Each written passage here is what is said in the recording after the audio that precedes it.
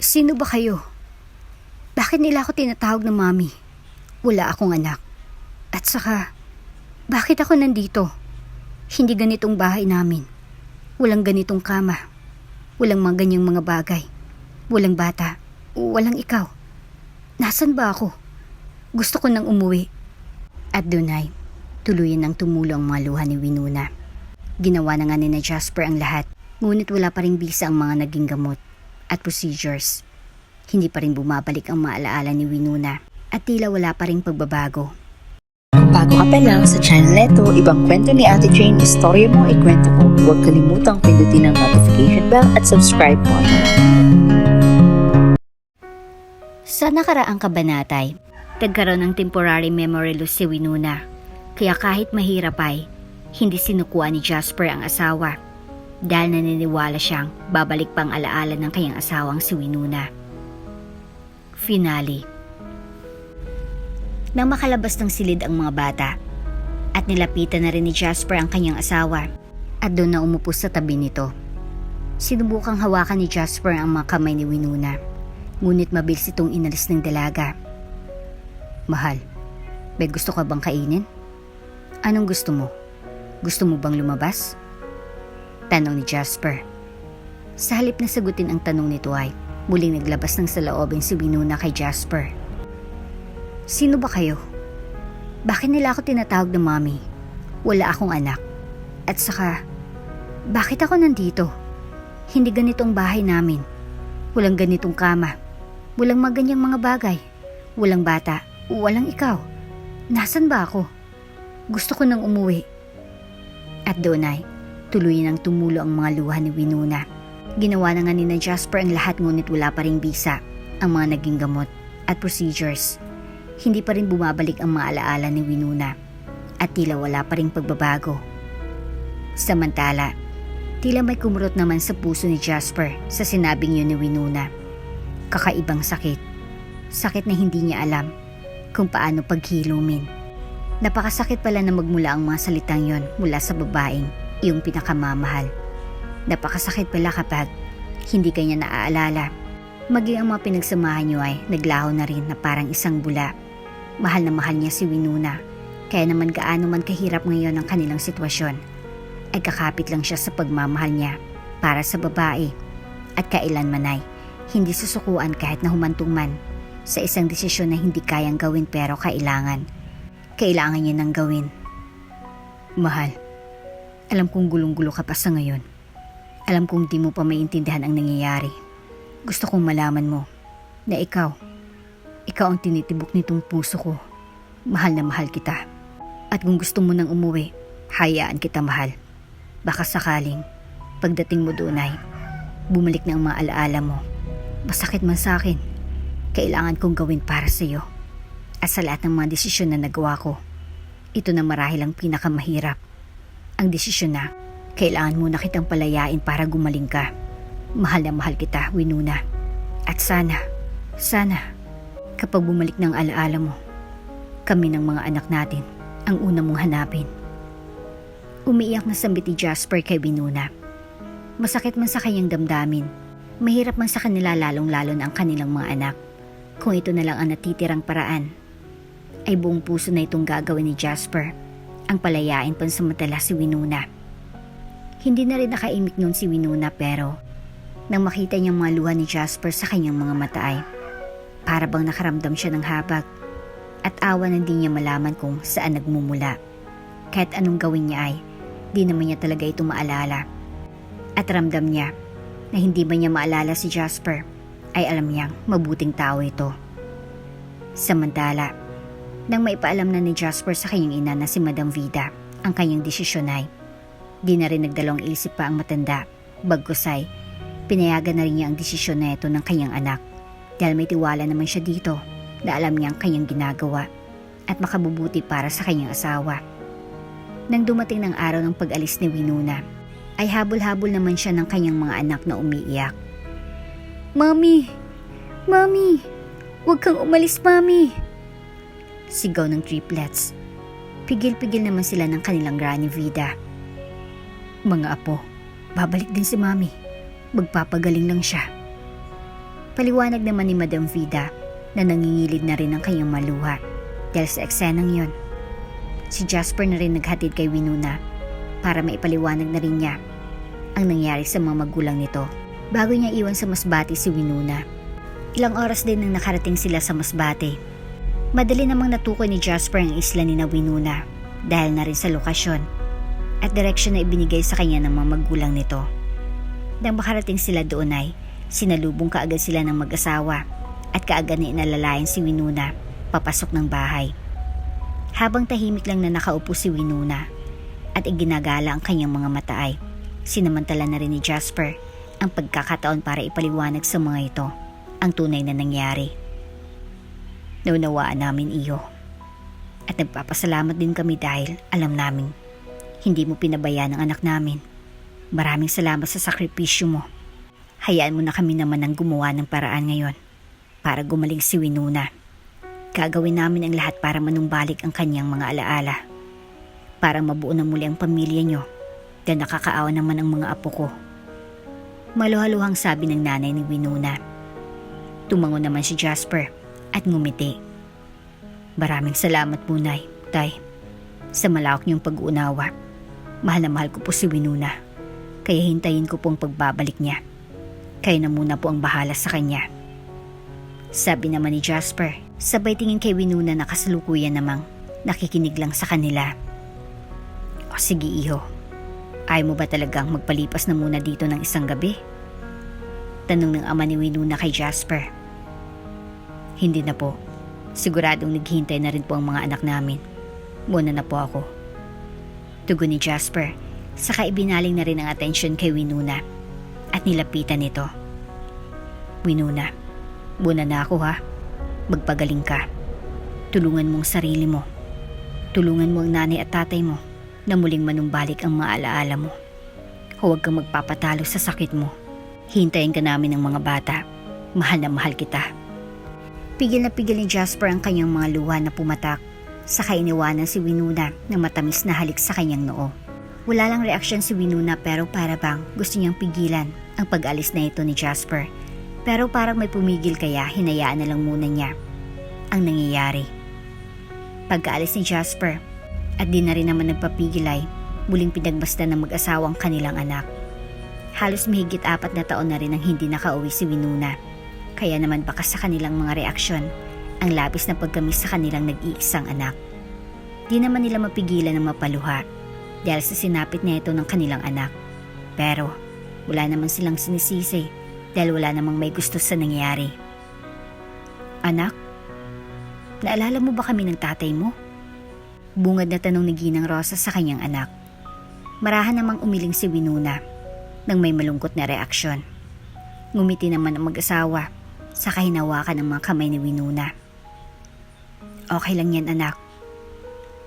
Dahan-dahanin natin ang proseso. Hindi natin bibiglain, ha? Alam kong dala na rin yan ng pagod mo at kakaisip kung paano mo kami mabibigyan ng iyong tatay ng magandang buhay. Gusto lang namin na malaman mo na okay na. Ayos ng lahat, anak. Hindi mo na kami kailangang isipin pa. Ngayon, ikaw naman ang magpapahinga. Muli nating sasariwain yung buhay natin dito sa probinsya. Kami naman mag-aalaga sa iyo ulit. Sisiguraduhin namin ng tatay mo na kapag bumalik ng mga alaala mo, malakas ka na ulit. Pero hindi na para sa amin, kundi para na sa iyong mga anak at asawa. Tulungan mo kami, anak, ha? Mahal na mahal ka namin ng tatay mo at napakasakit sa amin na hindi mo kami maalala. Tuluyan nang tumulo ang mga luha ni Ginang Rosa. Ay sana niyang umiyak dahil alam niyang hindi ito makakatulong, ngunit ano nga bang magagawa niya ina siya Natural lang na ganitong maging reaksyon at normal lang na makaramdam siya ng awa sa kanyang anak. Tinapik-tapik naman ni Mang Rodrigo ang likod ng kanyang asawa, maging siya ay pigil-pigilin ng mga luha. Tahan na, alam kong hindi itong makakatulong sa ating anak. Dapat puro saya lang tayo dito, ha? Bukas na bukas, isasama kita, anak, sa nabili naming lupa ng nanay mo. May mga tanim na rin at nasasakahan na. At iyon ay para sa iyo. Pinaghirapan mo yun, anak. Sa bawat padala mo sa amin, doon namin nilalagay. Ipapasyal ka namin bukas. sabi ni Mang Rodrigo. Tumangulang si Winona. Magana ang loob niya sa dalawa at tila ito talagang hinahanap-hanap niya, ang tunay na kalingan ng kanyang mga magulang. Sa bawat araw na nagtatagal doon sa kanilang probinsya si Winona, ay marami siyang natutuklasan tungkol sa kanyang sarili at sa wari niya ay unti-unti na nga siyang nakakaalala. Hindi man lahat, pero may natatandaan na siya. O anak, gusto mo bang tilapia? Paborito mo to. Maraming huli ang ninong isko mo at pinabibigay niya ito sa iyo para raw muli kang manaba at nangangayat ka na raw. Sabik na sambit ni Mang Rodrigo sa kanyang anak na si Winona. Maya-maya pa ay bigla namang sumagot si Winona. Tatay po ni Janela? Sabi niya, kaya naman nagkatinginan ang mag-asawa dahil tama siya, ang mga iyon ng best friend niyang si Janela. At nakaramdam ng galak dahil unti-unti niya siyang nakakaalala. Naalala mo na anak? Utal na tanong ni Ginang Rosa. May mga naalala po akong konti, Nay, pero yung crochet ang pinakamalinaw. Maaari niyo po ba akong bilhan ng ganun, Nay? Tanong naman ni Winona sa kanyang ina. Ikinatuwa naman iyon ng mag-asawa. Aba, oo naman anak. Kahit ilan pa, bukas na bukas ay bibilhan kita. Sagot ng kanyang ina. Sa bawat nangyayari kay Winona, ay di pumapali ang mag-asawa. Na-update ito kay Jasper, kaya naman natutuwa ang mag-ina doon sa Maynila. Isang gabi, nilapitan ni Winona ang kanyang ina na mag-isang nakatayo sa may kanilang pintuan. Nay, bakit ho kayo mag-isa? Nasaan ho si Tay? Tanong ni Winona sa kanyang ina. Napalingon naman sa kanyang ina. Naghanda ang tatay mo anak doon kina Ninong Isko mo nang gagamitin nilang bangka bukas at sasama raw siya para ihuli ka ng mga hipon. Sabi naman ni Ginang Rosa. Talaga po, Nay? Maaari ba akong sumama bukas? Gusto ko pong sumakay ng bangka. Tanong ni Winona. Sigurado ka ba anak? Kaya mo ba? Oo naman po, Nay. Gusto ko pong tumulong para naman makalanghap din ako ng simoy ng dagat. Namiss ko po yun eh. Pinayagan na rin siya ni Ginang Rosa dahil alam niyang makakatulong din ito sa kanyang anak. Nako, Rodrigo, parang hindi magandang alon ngayon ah. Bumalik na lang kaya tayo. Nag-aalalang sabi ni Mang Isko nang mapansin niyang ibang direksyon ng alon ngayon at unti-unti na ring lumalakas. Inobserbahan din yun ni Mang Rodrigo kaya sumaayon siya kay Mang Isko. Maya-maya pa ay nagtanong na si Winona nang mapansin niyang parang may pinag-usapan ng dalawa. Tay, may problema po ba? Tanong ni Winona sa kanyang ama. Para di na mag-alala pa si Winona ay nagpalusot na lang siya ng ibang dahilan dahil baka maka-apekto pa sa utak ni Winona ang pag-iisip. Wala naman anak. Babalik muna siguro tayo dahil medyo mailap ang mga isda ngayon. Walang nagsisilabasan. Palusot ni Mang Rodrigo sa kanyang anak. Tumangon naman si Winona at bumayag na rin. Ganun po ba? O sige po tay. Sabi niya. Nang ililiko na ni Mang Rodrigo ang bangka, sa kasamaang palad ay biglang hinampas sila ng malaking alon dahilan para mabangga ang kanilang sinasakyang bangka sa may mabatong bahagi ng dagat. Kaya naman nagsitalsikan sila doon sa lakas ng impakay. Nawala ng malay si Winona. Dala ng matinding pag-alala ni Mang Rodrigo ay minadali kaagad nila ni Mang Isko ang pagsagwan at isinugod na kaagad sa ospital ang kanyang anak na si Winona. Nang makarating naman kay Ginang Rosa ang balita ay kaagad na rin niyang pinuntahan ng mga ito sa ospital na itinuro ni Mang Isko. Rodrigo, kamusta si Winona? Ano bang nangyari? Halos di magkamayo sa pag-alala si Ginang Rosa at kaagad tinanong ang kanyang asawa. Sasagot na sana si Mang Rodrigo nang lumabas na ang doktor. Mr. Rodrigo, gising na ang anak ninyo. Sabi ng doktor, kaya wala nang pinalampas pang oras ang mag-asawa at pumasok na kaagad sa loob ng kwarto. At doon ay nadat na nila si Winona na umiiyak. Nay, tay, nasaan ang mga anak ko? Si Jasper. Nasaan ang asawa ko? Humahagulol sa iyak na tanong ni Winona. Sa narinig ng mag-asawa at nagkatinginan sila dahil sa wakas. Sa wakas ay bumalik na rin ang mga alaala ni Winona. Nakakaalala ka na anak. Salamat sa Diyos. Wika ni Ginang Rosa at niyakap na siya ng kanyang mga magulang. Nang payagan na sila ng doktor na makalabas ay doon na nila hinintay sa bahay nila ang pagdating ni na Jasper dahil naitawag na ito kaagad ni na Ginang Rosa sa kanila. Nakakakwentuhan na rin na nga nila si Winona at nasagot nga lahat ni Winona ang mga katanungan nila. Kaya naman doon nila napatunayang bumalik na nga ang mga alaala ng kanilang anak. Makalipas na isang araw ay nakarating na rin doon ang mag-aama kasama si Madam Vida. Sabik nila na muling makita si Winona at malaman na naalala na sila nito. Winona, naalala mo na kami? Tanong ni Jasper kay Winona. Ilang segundo rin silang nagkatinginan hanggang sa hinawakan na ni Winona nang marahan ang mukha ni Jasper. Oo Jasper, asawa ko. Sagot niya, sabay tulo ng kanyang mga luha. Doon ay niyakap na rin siya ng mahigpit ni Jasper at muling hinalikan sa kanyang mga labi. Maya-maya pa ay sumingit na rin sa usapan ng tatlong cute nilang mga anak na di naman magkamayo ang kanilang lola at lola nang sa wakas ay makita na rin ang kanilang mga apo. Mommy, na-remember mo na po kami? Tanong ng isa sa triplets. Ngumiti naman si Winona sa lumapit sa mga bata at ikinalong pa sa kanyang hita.